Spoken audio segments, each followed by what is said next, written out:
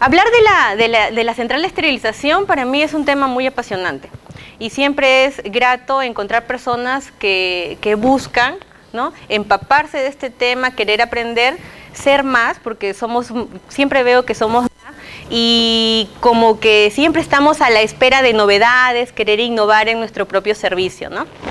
Entonces, el tema que voy a compartir con ustedes es la central de esterilización unido al centro quirúrgico como servicios claves con respecto a la seguridad del paciente.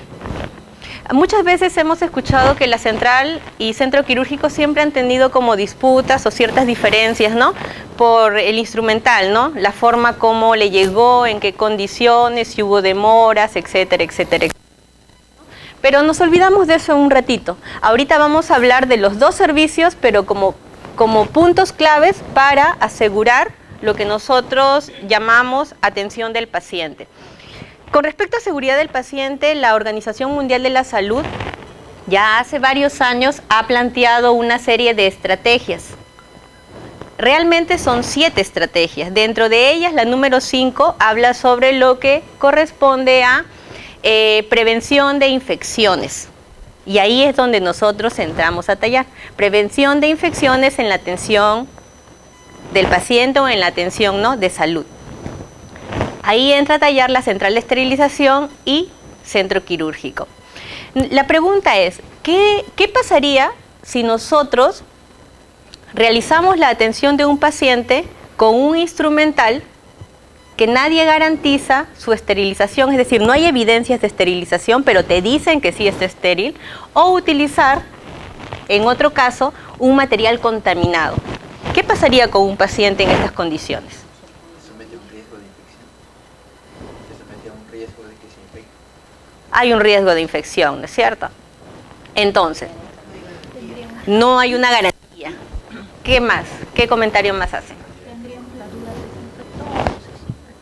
¿No? Y generalmente cuando se produce una infección, ¿qué es lo que sucede? ¿A quién miran primero?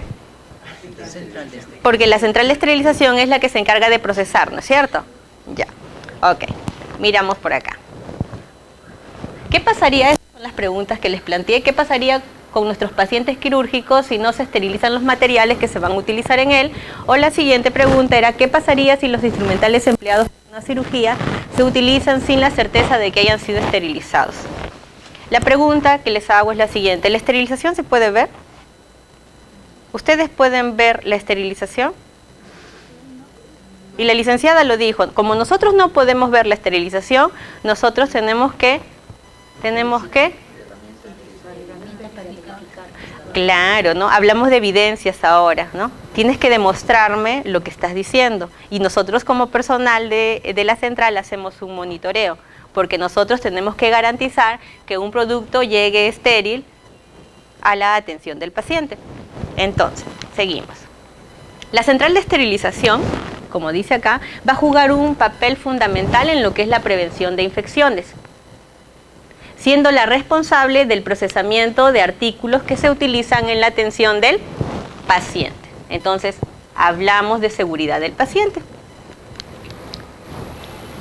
Cuando nosotros hablamos de seguridad del paciente, tenemos que recordar que la esterilización es un proceso, ¿sí? Es un proceso estructurado, es un proceso complejo y no solo se refiere a un resultado, ¿no?, que es la exposición de un instrumental, de un paquete a un agente esterilizante, porque algunos dicen, no, la esterilización es la última parte. No, la esterilización empieza, ¿desde dónde? Desde la limpieza. Desde la limpieza, ¿no? Incluso ahora nos hacen referencia que la limpieza equivale, la limpieza tiene un papel muy importante. ¿En qué porcentaje? Es un 98%, si la limpieza se realiza bien, nos garantizan que el proceso de esterilización va a ser exitoso, ¿no? Porque no podemos esterilizar algo que se encuentre sucio, ¿correcto? Entonces, miren, si recordamos este proceso, hablamos de resección de materiales, lo que ustedes comentaron, limpieza y desinfección, la preparación y empaque que ya lo han estado viendo, ¿sí? Los diversos tipos de empaques que existen. el proceso netamente de la esterilización y luego viene lo que es el almacenamiento y la distribución a los diferentes usuarios, ¿correcto? Sí, ya, eso sí lo sabemos. Y esto es lo que les decía, el monitoreo. Como la esterilización nosotros no la podemos ver, tenemos que ir haciendo un seguimiento. Y cada etapa tenemos que ir validando, verificando que realmente se esté dando el paso a paso, ¿correcto? Entonces tenemos una serie de indicadores. ¿Qué indicadores conocen? Los físicos, los químicos, los biológicos, ¿correcto? De marcas no hablamos, solo hablamos en general, ¿correcto? Hoy sí se saben la tarea. ¿Ve? ¿Puedes tomarles? Sí, ya me di cuenta ya. Entonces, ¿por qué hacemos el monitoreo?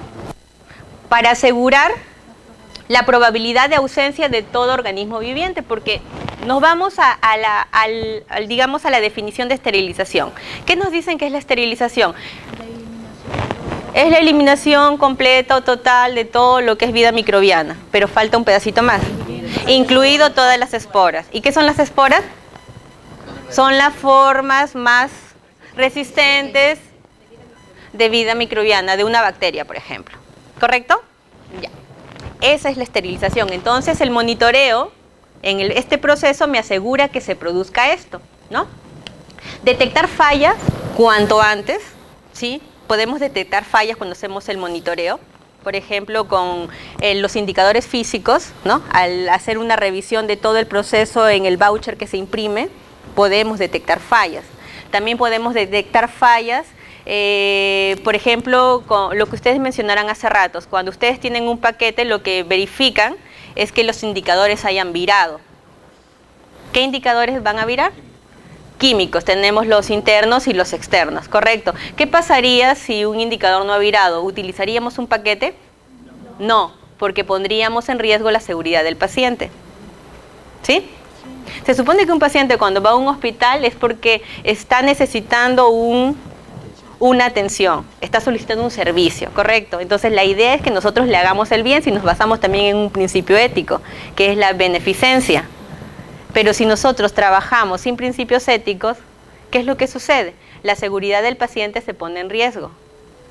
Si no, volveríamos a la época anterior a la Segunda Guerra Mundial, donde se decía que las personas morían en grandes cantidades o en gran número, no por las guerras, sino que las personas morían al ingresar a los hospitales por las infecciones, porque no hablábamos de lavado de manos, no hablábamos de esterilización. Es decir, más gente moría en un hospital que en un campo de batalla, ¿correcto? Entonces, hay que corregir las fallas a la brevedad posible. Siempre estamos atentos del proceso. Retirar los dispositivos médicos con fallas antes de ser usados en el paciente. Nosotros lo hacemos, ejemplo, en la resección.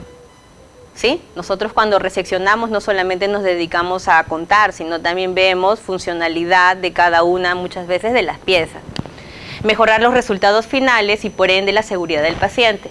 Y esto nos ayuda también si hablamos de costos. Recuerden que todos los insumos que utilizamos en la central de esterilización no son nada baratos. Hay que saber darles un buen uso. Entonces, ¿cómo garantizamos la esterilidad?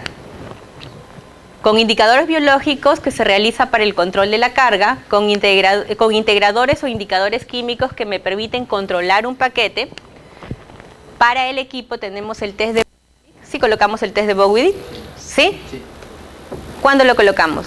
Al inicio. Al inicio. ¿Sí? ¿Cuántas veces a la semana? Una vez al día. Sí, la recomendación es que sea una vez al día, pero hay instituciones en que a veces no lo utilizan. Sí, sí. Ajá. Y tenemos el control de exposición, ¿no? Nosotros, mucha gente todavía le llama cinta testigo, pero es el indicador externo, correcto. Hoy sí se saben, ¿ven? Los indicadores biológicos también los conocen. ¿Sí? ¿Manejan indicadores biológicos en sus instituciones? Sí. Correcto. Entonces, la recomendación, porque son recomendaciones, ¿no?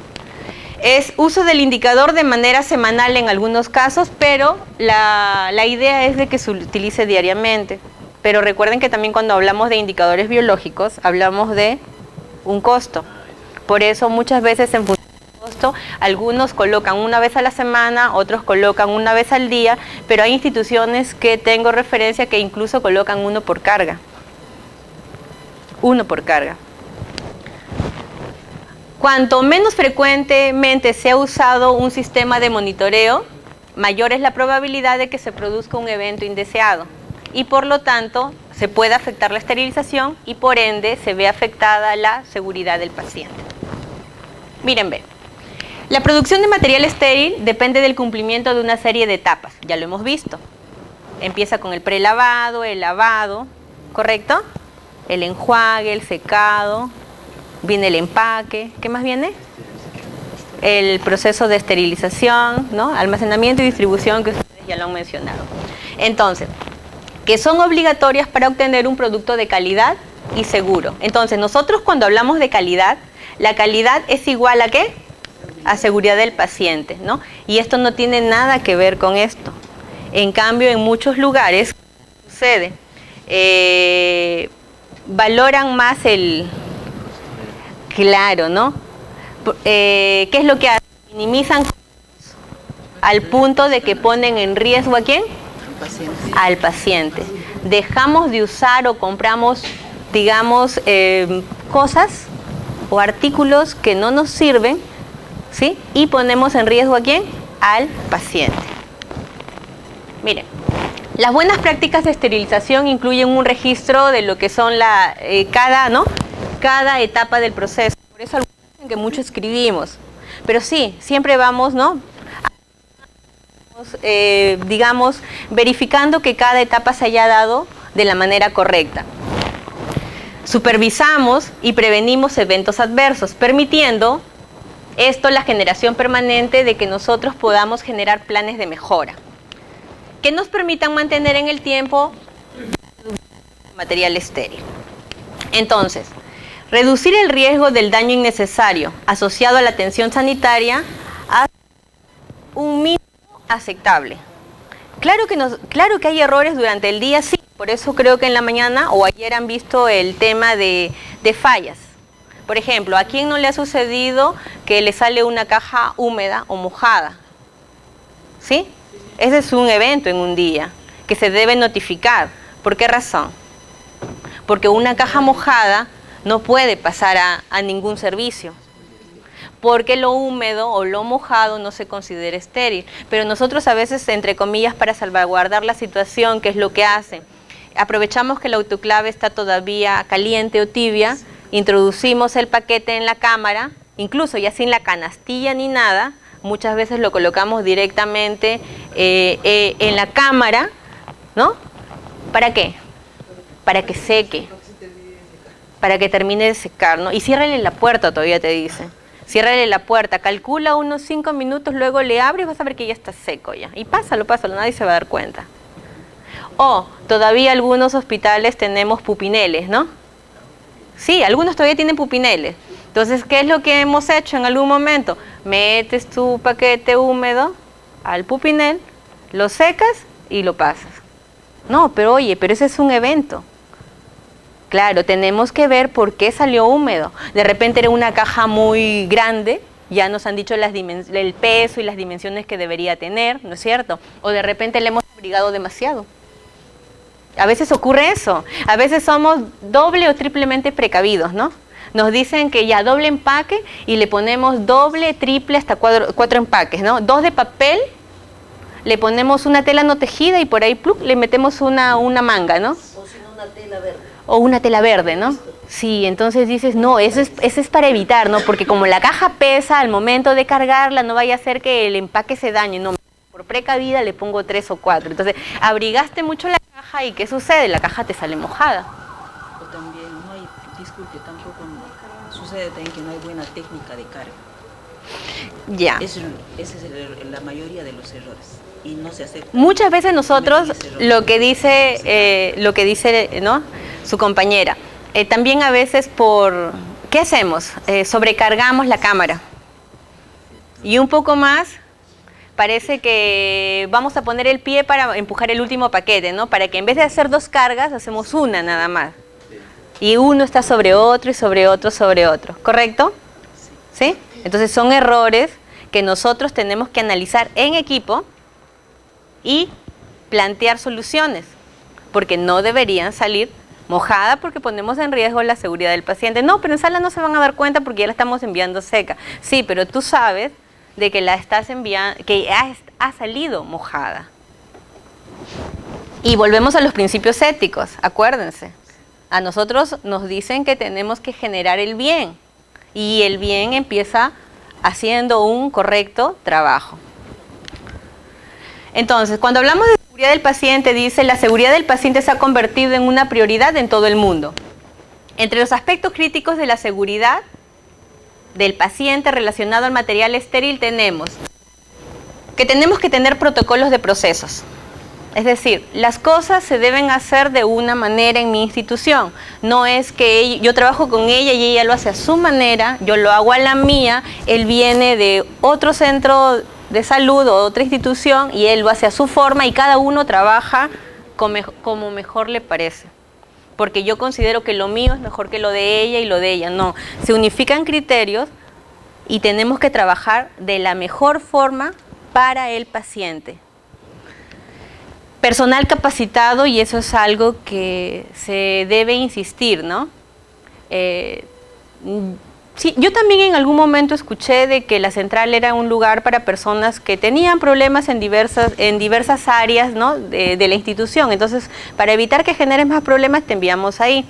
Pero los que estamos metidos realmente en el área sabemos de que la capacitación para esta área es importante. Necesitamos desarrollar habilidades, necesitamos destrezas, necesitamos tener conocimientos sobre manejo de equipos, sobre bioseguridad y tendríamos que hablar de infinidad de cosas. Y que cada vez que nos metemos en el tema nos damos cuenta que sabemos menos.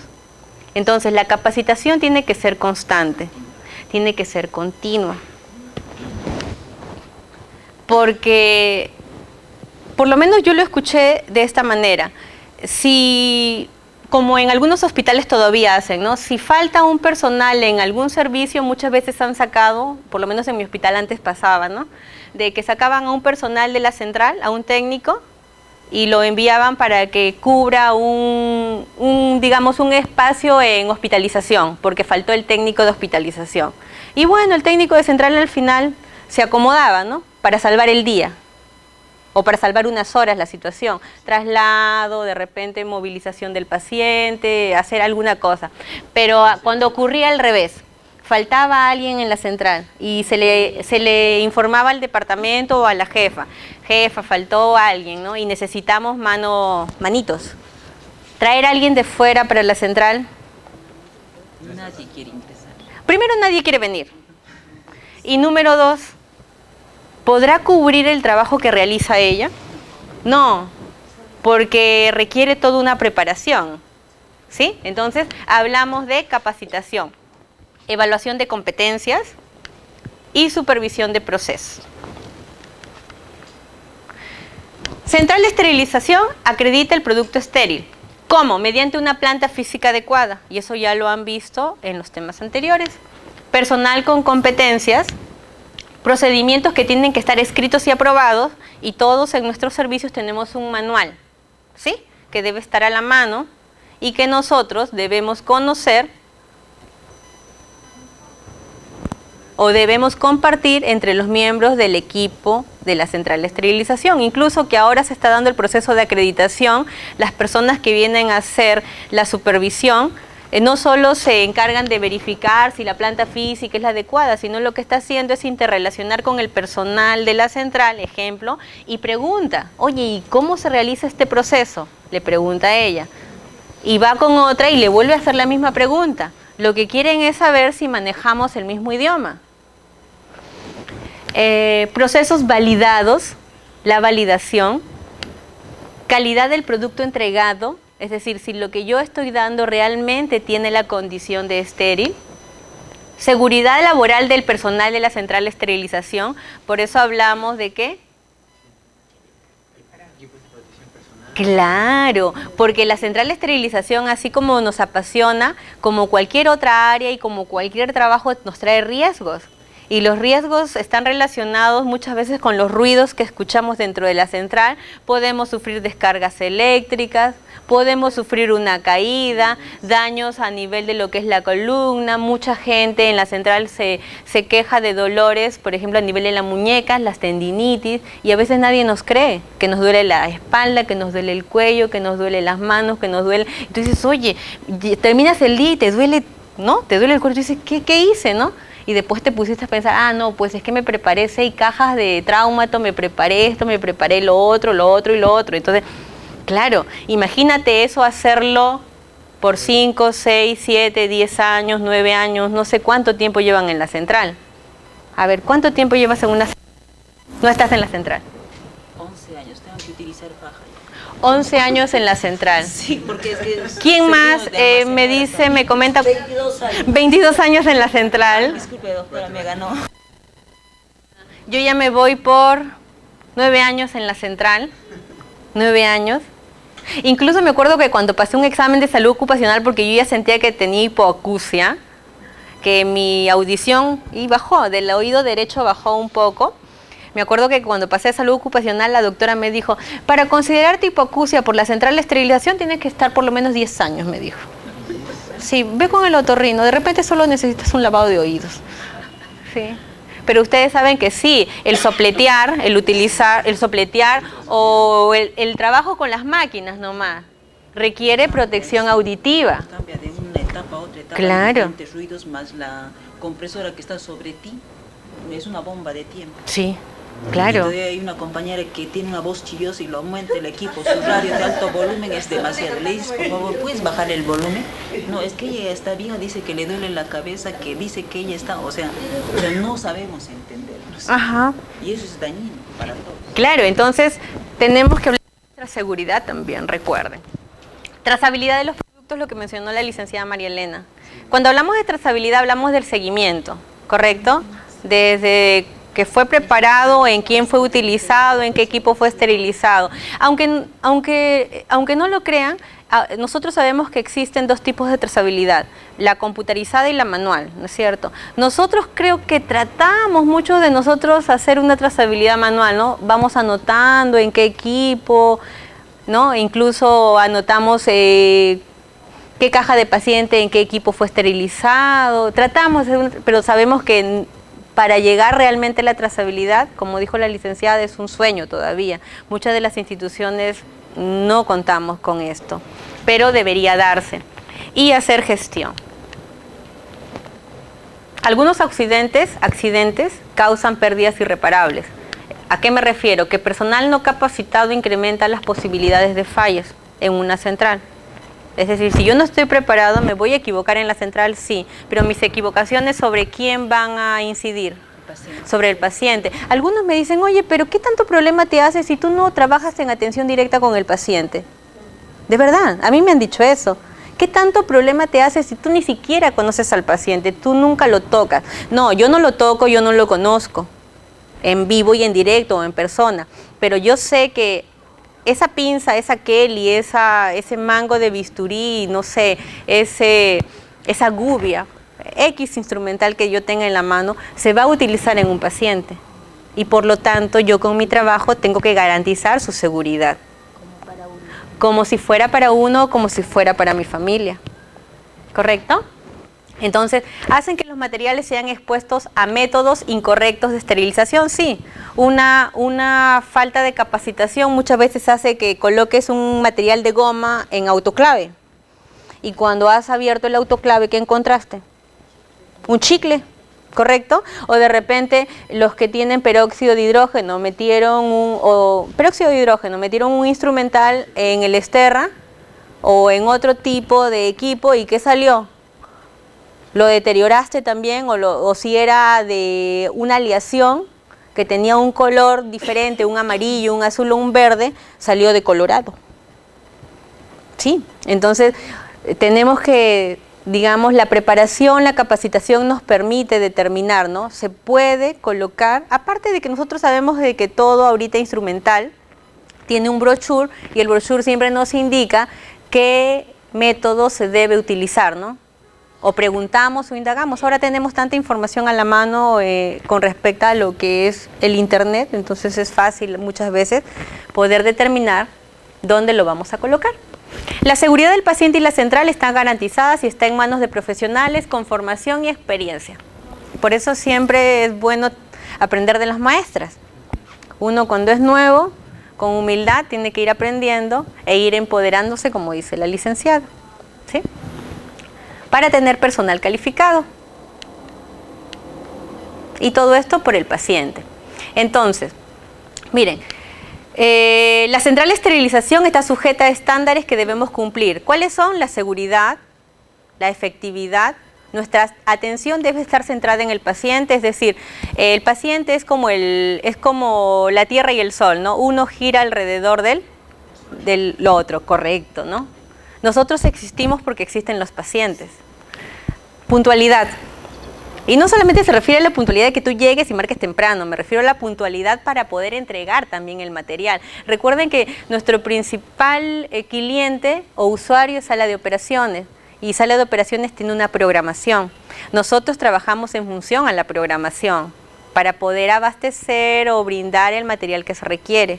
Incluso estar preparados para las emergencias, como mencionó su compañero.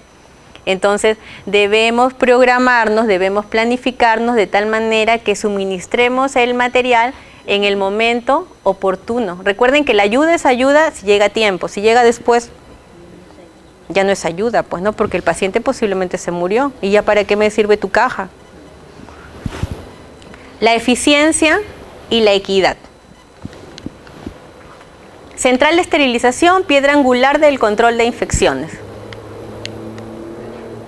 Las infecciones asociadas a la salud no aparecen nunca al azar. Existen por condiciones o factores que favorecen su aparición. Entonces, las infecciones, por ejemplo, relacionado con nosotros, ¿no? Está relacionado con instrumental de repente mal lavado, instrumental mal procesado, instrumental mal empaquetado, porque a veces nos esmeramos en el lavado, ¿sí?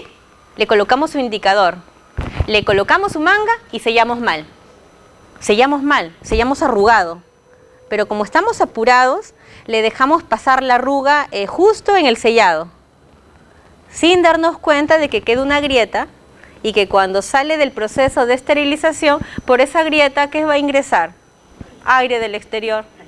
Y el material va a estar contaminado. O lo que enseñó la licenciada también, creo que era como un lavatorio o una bandeja envuelta solo en papel crepado.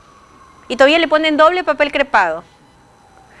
Y le ponen bastante cinta, ¿no es cierto? Y yo te digo, y los espacios que quedan, ¿no? Huecos, va a estar estéril mientras esté en la cámara y cuando sale el aire con microorganismos y polvo del exterior no se mete por esos huecos. Y yo te pregunto, ¿y de qué esterilidad estamos hablando? O lo que hacen todavía en muchos hospitales o centros de salud, ¿no? Envuelven su material en tela, doble tela todavía. La tela dura 24 horas estéril en almacén. Y en un almacén que reúna las condiciones, pero ya nos dicen que la tela incluso debe ser desechada. Hay instituciones de salud que todavía utilizan el papel craft para empaquetar gasas. Y a eso le agrego otra cosa. Envuelven sus gasas en papel craft o papel de molde y encima lo meten al pupinel. Entonces, ¿qué es lo que están brindándole al paciente? Una gasa calentada, no esterilizada. ¿Qué falta ahí? Falta todo, como dijo su compañero. Los equipos de cuidado respiratorio también, si no son bien procesados, pueden generar infecciones, claro que sí. Por eso tenemos que determinar si también es de un solo uso o puede ser reprocesado. Porque hay ambus, ambus es una marca, perdón, hay dispositivos que sí te dicen que son autoclavables y se pueden reprocesar. Pero también nos vamos a encontrar dispositivos de gel o de goma, de terapia respiratoria que es de un solo uso. Y nos damos cuenta porque tienen un número 2 encerrado en un círculo y tiene como un palito atravesado. ¿Correcto? Es un 2 en un círculo con una línea diagonal. Si nosotros encontramos ese símbolo significa de un solo uso. No lo vuelvas a esterilizar. Algunos dicen, no, pero no seas mala, es lo único que hay en el hospital. Te digo una cosa, por ejemplo, en mi caso, nosotros en el hospital tenemos Esterra, peróxido de hidrógeno. Muchas veces salen, con el tiempo uno va aprendiendo, porque a veces uno cuando te lo dicen no haces caso o quieres experimentar y eso genera, ¿no?, problemas. Los tubos endotraqueales, se vencieron, dice. Se vencieron los tubos endotraqueales, pero no hay que perderlos, hay que reesterilizarlos. Entonces, no seas mala, resterilízalo, tienen su CAF, su globito. Ya. ¿Cuál es el problema? Que el peróxido de hidrógeno, primero, si está vencido, digamos, el fabricante no te garantiza ya, ¿no? Digamos, claro, que el material esté en buenas condiciones para ser utilizado en otro paciente. Pero el peróxido de hidrógeno tiende también a deteriorar muchas veces el Gb. Cuando es muy delgadito, cuando ya se pasó el proceso, etcétera, etcétera. Entonces, ¿qué es lo que puede suceder? Ya yo se lo reesterilizo por buena. Entuban a un paciente, ingresa el tubo. Al momento de inflar el CAF está roto. Sí. Y nos ha pasado con mascarillas de anestesio. Se esterilizó y cuando lo van a utilizar, todo lo que entra en contacto con el paciente, todo estaba roto. Todo estaba roto. Entonces, hay cosas que no deben reesterilizar. Existen normas, existen ya, digamos, claro, indicaciones. Además, nosotros también en nuestro país hay normas que indican no al reuso.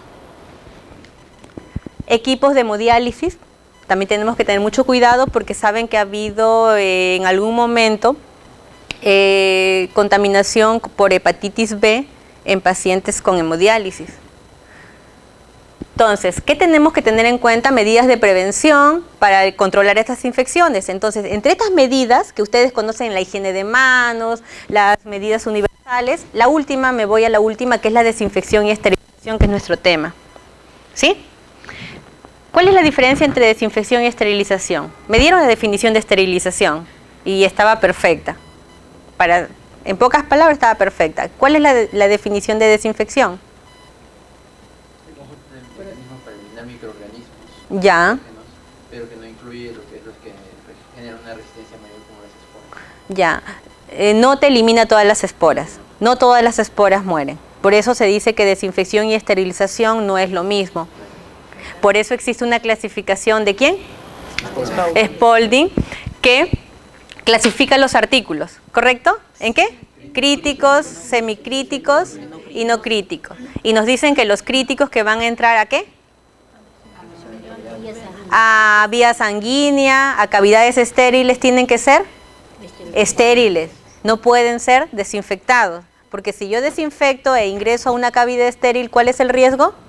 De una infección asociada a la atención del usuario. Y ya no estoy hablando de seguridad del paciente. Entonces, tiene que ver mucho con nosotros. Si nos vamos a sala de operaciones, el principal usuario de la central, ahí se realizan una serie de procedimientos invasivos, desde simples hasta complejos, ¿correcto? Ellos hablan de bioseguridad, hablan de áreas también, el área blanca, el área gris, ¿sí? ¿Correcto? Ya, hablamos de barreras de protección, ellos también hablan de los filtros, de los recambios de aire, etcétera, etcétera. Pero también en sala de operaciones velan por la seguridad del paciente. Y la OMS instauró una hoja que todo el mundo conoce a nivel universal. ¿Cuál es la hoja? La hoja de checklist o la hoja de cirugía segura, que todos los hospitales o todos los centros quirúrgicos de los diversos hospitales deben utilizarlo. En donde hablamos de un antes, en la pausa y el después, ¿correcto? Ya. Nos enfocamos netamente en lo que es la pausa. La enfermera quirúrgica va a verificar, ¿qué verifica? Antes de que inicie la cirugía. Verifica la esterilidad del instrumental y lo tiene que decir en voz alta, sacando incluso los indicadores que en muchos hospitales quedan dentro de la historia del paciente, como evidencia de que el material que se utilizó en su cirugía es estéril, ¿correcto? ¿Sí? Entonces, aquí va. Se ha confirmado la esterilidad con resultados de indicadores. Y si existen alguna duda o un problema, ¿qué pasaría si la enfermera abre su caja y encuentra un indicador que no ha virado? Claro, no se usa la caja y tiene que devolverla a la sala. Y ha ocurrido, sí, en algún momento se ha comentado de que en X institución sí se pasó una caja no estéril, por si acaso.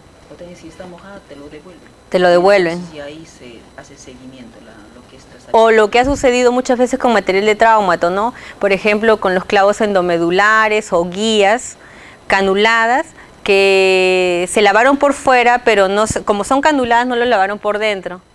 Entró al proceso de esterilización, abren la caja y la caja adentro es todo, parece todo marrón. ¿Se utilizará la caja? Oye, pero utilízala, pues si ya la sangre se esterilizó, ¿ya qué problema te hace? ¿No? El pelo ya se esterilizó, la mosca ya se esterilizó ya. La cucaracha estéril, ¿no? Sí. Entonces no se debe utilizar, porque estamos hablando de seguridad del paciente. La enfermera verifica con indicadores, ¿correcto? Y los indicadores son evidencia, acuérdate. Pero también recuerden que hay otra cosa, para que esa caja llegue a sala, ha habido una liberación de carga, y la liberación de la carga se hace con indicador biológico, ¿sí? Listo.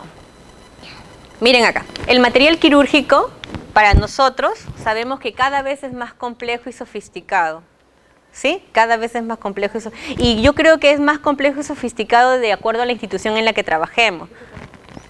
Si trabajo en un instituto especializado, por ejemplo en INCOR, el material complejo que se utiliza para las cirugías o las intervenciones de corazón, ¿no es cierto? Es diferente a un hospital de repente de menor nivel donde los equipos o el material es más convencional y las pinzas creo que son más sencillas de lo que se pueda utilizar en otra institución.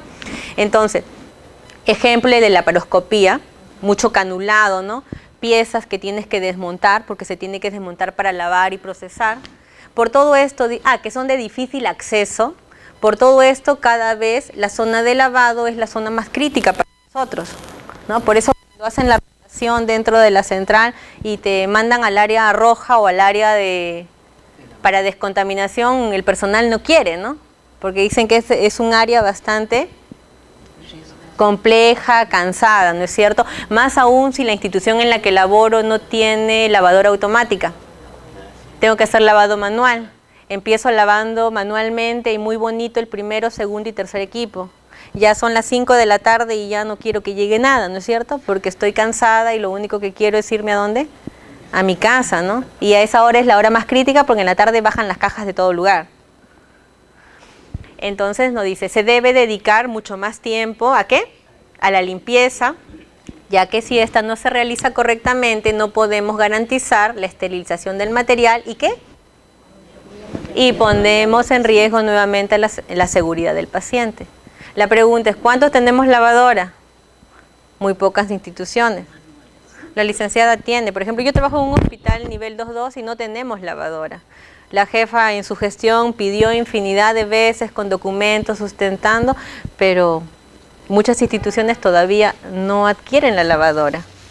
Y recuerden que el lavado automatizado, claro, te garantiza un mejor lavado que el lavado manual, porque ella lava diferente a ella. Y es muy, como les dije hace rato, es muy diferente tu lavado a las 8 de la mañana que tu lavado a las 6:30 de la tarde. ¿Ya? Entonces, miren, ese dibujo siempre me gustó. En la central de esterilización siempre hay un pasado y un futuro. El pasado ya se acuerdan ya. El pasado, hospitales que eran full infecciones, nos hablaban de lavado de manos, creo que incluso no se hablaba de métodos de esterilización. ¿Ya? Ese pasado donde no había capacitación, donde llegaba personal no capacitado, personal castigado, personal con muchas deficiencias o problemas, ¿correcto? Y donde la central era vista como el patito feo de todo el hospital, ¿no? En cambio, el futuro es distinto, ¿no? Yo desde que empecé a conocer la central ya como licenciada, yo la veo así como la princesa bonita del hospital. Porque hay muchas cosas que innovar, aprender, renovar, ¿no? Y yo creo que la central de esterilización no solo, por ahí han escuchado que es el pulmón, que es el corazón, ¿no? Es un órgano, es el órgano importante del hospital, porque si la central de esterilización detiene su trabajo en un día, ¿qué es lo que sucede? Se para todo el hospital. Todo el hospital para. Porque apenas recibimos el turno, la gente empieza a desfilar por nuestra ventanita, ¿no? Porque todos empiezan a trabajar en función ¿a qué? Al material que nosotros proveemos en los diferentes horarios que hemos establecido. Sí, somos importantes. Por eso cuando alguien dice, ¿dónde trabajas? Ya te da vergüenza. Antes daba vergüenza, ¿no? ¿Dónde trabajas? En la central, ¿no? Pero ahora nosotros decimos, ¿dónde trabajas? Ah, trabajo en la central de esterilización, ¿no? Porque yo lo considero que es un servicio importante. No, no. Claro. No descubro por qué estoy ahí, me falta que lo. Claro, es que antes daba como pena, ¿no? Si te han mandado ahí es porque tú eres terrible. Algo debes haber hecho, ¿no? Tu jefa te ha castigado, ¿no? Pero para muchos de nosotros ahora decir, yo trabajo en una central, soy enfermera de central o soy técnico de central, sabemos que somos un personal preparado específicamente para un área y que tenemos muchas habilidades diferentes al personal, diferente al personal de los otros servicios. Y somos especiales. Eso está cambiando. Sí, sí, está cambiando. Pero disculpe, para ser, o sea, sea enfermero o sea técnico, el personal tiene que tener un perfil. Claro. Y especialmente las dos áreas más críticas, yo lo veo en mi hospital, centro quirúrgico y central, el personal de las dos áreas es único su perfil. O sea, no, yo no digo que son las únicas, No, ya. sino es único, porque yo en el tiempo que he trabajado ahí, varios compañeros les han rotado. Ni 15 días decían, no, tengo que reclamar al sindicato, me deben sacar, yo estoy mal de esto, yo estoy mal. O sea, no aguantan, o sea, no toleran más de estar permanecer un mes. Pero también sabe que, por lo menos por experiencia, y creo que mi jefa también no me va a dejar mentir, de que muchas personas vimos la central a través de la ventanita, ¿no? A través de la ventanita, y a través de la ventanita tú ves algo diferente a lo que la gente vive acá adentro, ¿no? Y cuando tú veías a la gente de central le decían, pucha, yo me mato movilizando pacientes, trasladando, administrando medicamentos, 30 pacientes, y la de central se la pasa, pero sentadita con su cuadernito, dando vueltas, ¿no? Conversando ahí con ese señor que siempre viene, creo que 2 veces por semana por la ventana, ¿no? Entonces no hacen nada. O antes cuando se cortaban gasas, no, pucha, se sientan a hacer gasas, a doblar, parecen manualidades, ¿no? Pero cuando ya estás adentro, te das cuenta de que sí hay un trabajo, de que hay un estrés, lógico, que es diferente al de afuera, pero hay una gran responsabilidad. Sí, porque el instrumental, si nos ponemos a ver, el instrumental es un bien del hospital y es un bien de alto costo.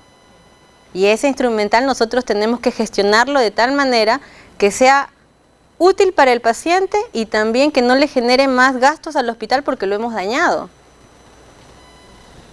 La jefa cuando pasó a la central se identificó tanto con nosotros que se enamoró de la central, porque la jefa es quirúrgica. Era un monstruo bello. Sí, sí, de verdad. Yo también me enamoré de la central y yo cuando entré a la central, así les cuento algo rapidito, yo lo único que recordaba de la central era lo que yo había hecho como alumna en los años 90.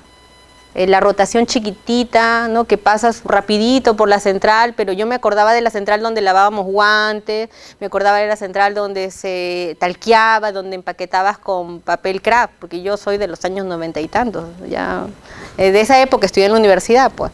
Entonces cuando yo postulo al hospital donde estoy, me dicen, no, vas a ir a centro quirúrgico, y en ese momento está unido con la central, entonces yo ¿qué voy a hacer ahí? Yo me quería ir porque según yo no sabía nada y... ¿No eres desperdiciar? ¿No sos muy inteligente para estar ahí? No, yo me sentía perdida. Decía, ¿qué hace un huevo dentro del plato de ceviche? Porque no había forma. Entonces yo dije, por experiencia me voy a quedar por experiencia para aprender algo. No aguanto acá más de un año, dije yo. Porque sí, yo dije un año nada más para experiencia y de ahí me retiro. Tuve la oportunidad en ese momento de pasar por sala, por recuperación y por central. Y me enamoré de central. Me enamoré de central. Y hice la especialidad y tuve la suerte de conocer a la más de todo, de toda la especialidad. Yo he hecho más nomás.